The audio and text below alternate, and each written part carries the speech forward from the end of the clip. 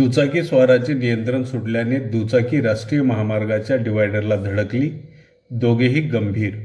लातूर जिल्ह्याच्या जळकोट तालुक्यातल्या पाटोदा बुद्रुक गावाजवळ एका दुचाकी स्वाराचे नियंत्रण सुटल्याने दुचाकी राष्ट्रीय महामार्गाच्या कठड्याला जाऊन धडकली.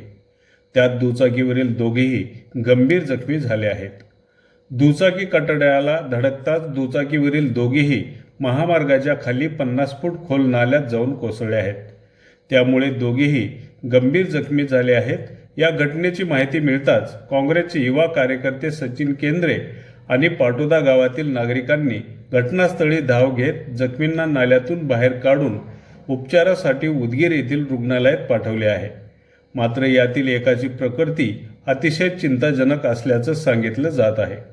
जळकोट तालुक्यातल्या शिवाजीनगर तांडा येथील उत्तम एकनाथ वाघमारे व आतनूर येथील मिलिंद गायकवाड हे दोघेजण सायंकाळी 5 वाजताच्या दरम्यान दुचाकीवरून जळकोट येथून आपल्या गावाकडे जात होते.